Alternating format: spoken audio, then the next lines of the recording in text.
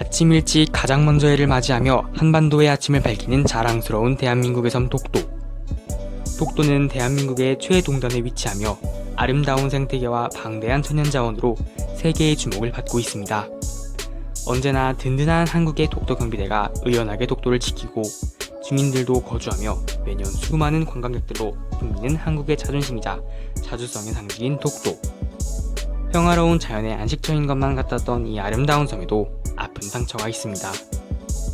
역사적으로, 국제법적으로, 지리적으로, 실효적으로도 어느 하나 빠짐없이 대한민국의 영토가 확실한 독도가 일본과의 영유권 분쟁 논란에 휘말리게 된 것입니다. 일본은 천연자원과 영토 확장의 야욕으로 억지 주장을 내세우며 동해바다의 안전을 위협하고 있습니다. 러일 전쟁 중 독도를 불법으로 편입시킨 일을 시작으로 일본은 독도에 대한 야욕을 드러내기 시작합니다. 1965년 6월 22일 한일 국교 정상화 및 한일 어업협정 논의에서 독도는 가치 없는 섬이니 폭파시키는 게 어떻겠느냐고 제안했던 일본이 1977년부터 입장을 바꾸더니 독도에 대한 영유권을 주장하기 시작하였고, 이후 지속적인 억지 주장을 이어가다 1996년부터는 일본 교과서에 있는 지도에서 독도를 자국의 영토로 표기하기 시작했습니다. 2001년에는 시마네 현 지사가 한국이 독도를 불법 점거하고 있다고 궤변을 이어가며 이후로도 계속해서 일본 학생들에게 독도가 일본 땅이라고 세뇌시키고 있습니다. 지금 보실 자료는 일본이 독도 영유권을 주장하며 내세우는 10가지 근거입니다.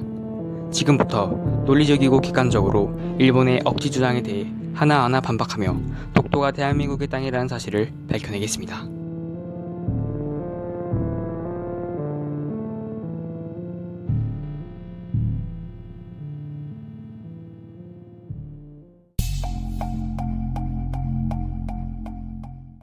일본의 첫 번째 주장은 한국이 옛날부터 독도를 인식하고 있었다는 근거가 없다는 것입니다. 일본이 이러한 주장을 하게 된 근거 중 하나로 신증동국 여지승람이 독도와 울릉도의 표기 문제를 들었습니다. 실제 위치는 독도가 오른쪽, 울릉도가 왼쪽에 표기돼야 하지만 그 위치가 서로 바뀌어 있어 이를 근거로 조선이 독도에 대해서 정확히 인지하지 못했었다고 주장하는 것인데, 역사적으로 실측도가 발전하기 전 조선에서는 관리대상 지역에 대한 정보를 정리하는 개념으로 지도를 사용했기 때문에 영유지임을 명확하게 하기 위해서 주섬과 부섬의 위치를 바꾸어 놓는 경우가 흔했습니다. 따라서 18세기 이후로 나타난 현대의 기준으로 15세기 지도에 대해 반박한 일본의 주장은 적절하지 못하고, 오히려 신증 동국 여지승람에서의 독도 표기는 조선이 독도에 대해 확실하게 인지했다는 증거로 볼 수 있습니다. 다음으로 일본은 옛날부터 자신들이 독도의 존재에 대해 인식하고 있었다고 주장 중인데, 일본은 이에 대한 근거로 1846년 개정 일본여 진호 정전도를 내세우며 일본 내의 다른 지역들처럼 울릉도와 독도가 채색되어 있다는 것을 이유로 자국의 영토라고 주장하고 있지만, 말 그대로 이 지도는 원본이 아닌 개정판입니다. 이 지도의 1779년 제작된 초판에는 울릉도와 독도가 채색되지 않고 심지어 경의도선밖에 그려져 독도를 일본 영토 밖으로 인식하고 있습니다. 원본에 손을 대며 왜곡을 시도하려던 것입니다. 셋째로 일본은 17세기 중엽에 이르러 독도를 자신들이 최초로 발견하여 영유권을 확립했다고 주장합니다. 그러나 17세기에 쓰인 은주시청 합기에 따르면 독도의 존재 사실조차 인지하지 못했다는 사실을 알 수 있고, 일본의 서북쪽 한계를 오키섬으로 한다라고 나온 부분을 통해서 일본 스스로 독도를 자국의 영토에서 제외했음이 확인됩니다. 또한 역사적으로 512년부터 대한민국에서 계속 영유하고 있는 영토라고 일본이 1900년까지 여러 차례 인정한 사실이 있음에도 일본이 영유권을 확립했다는 것은 명백한 거짓입니다. 다음으로 17세기 말 일본은 울릉도를 조선의 영토라고 판단해서 도해를 금지하였지만, 독도는 일본의 영토라 금지하지 않았다고 주장하고 있습니다. 그러나 일본 자료인 오야 가문의 문서에 따르면 일본은 독도를 일본의 영토라서 금지하지 않은 것이 아니라 독도를 울릉도의 부속 섬으로 판단했기 때문에 도해를 금지한다고 따로 명시하지 않은 것입니다. 일본은 안용복이 진술한 것이 거짓말이고 신빙성이 없다고 주장했습니다. 하지만 너무나도 많은 역사적 사료들이 안용복의 말을 뒷받침해주고 있습니다. 권오엽이 집필한 책 축도 기사에 명백한 근거가 나와 있습니다. 1617년 오야 가문에서 발행한 안용복을 납치하여 에도 막부로 보낸 내용을 적은 문헌인 죽도 도의 유래 기발 소공에도 근거가 명확하게 제시되어 있습니다. 또한 1693년과 1696년에 오카지마가 저술한 안용복의 도일에 대한 일본 측 자료인 인부연표, 1828년 일본 역사가 오카지마 마사요시가 작성한 안용복의 이야기가 실린 일본 문헌 도고 등에도 안용복의 도일 활동이 명백히 기록되어 있습니다.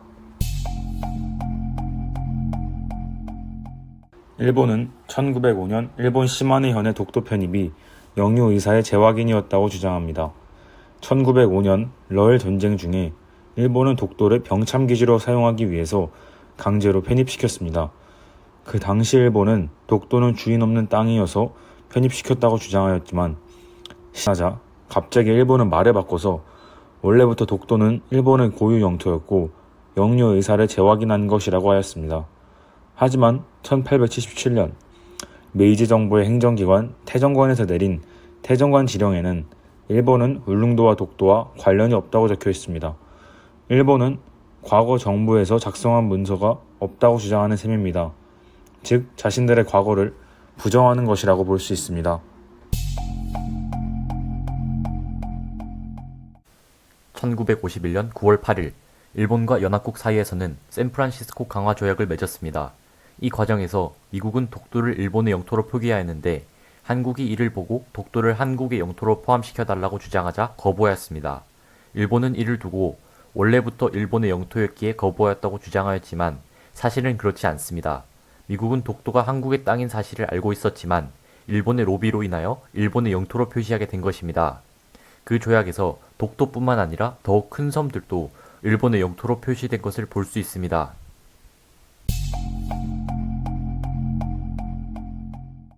독도는 당시 한국 어민들의 어로활동 구역이었습니다. 하지만 일본은 독도 영유권을 주장하기 위해 독도를 미군의 폭격훈련 구역으로 지정하고 폭격훈련을 하도록 유도했습니다. 이로 인해 독도에서 어로활동을 하고 있던 한국 어민들이 피해를 입었습니다. 만약 독도가 일본의 영토였다면 일본은 어민들을 보호하고 독도를 폭격 장소로 지정하지 않았을 것입니다. 또한 미 공군은 한국의 항의를 받고 즉각 독도를 폭격훈련 구역에서 해제하였으며 그 사실을 한국 측에 공식적으로 통보했습니다.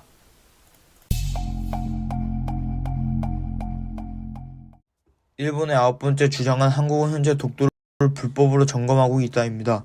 한국은 1905년 사마네현 편입 이전부터 독도에 대한 영유권을 확립하였습니다.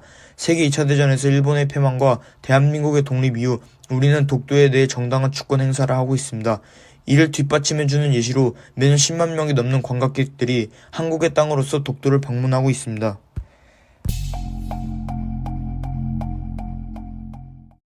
그 다음으로 독도 영유권 문제는 국제사법재판소에서 해결해야 되는데 한국이 거부했다입니다. 독도는 일본에게 잠시 침탈되었다가 되찾은 영토입니다. 따라서 우리는 독도를 국제사법재판소에 가져갈 이유가 전혀 없습니다. 이는 오히려 독도를 대한민국의 영토가 아닌 일본의 의도대로 한일 간 분쟁지역이라는 이미지를 심어주는 일이 될 수 있기 때문입니다.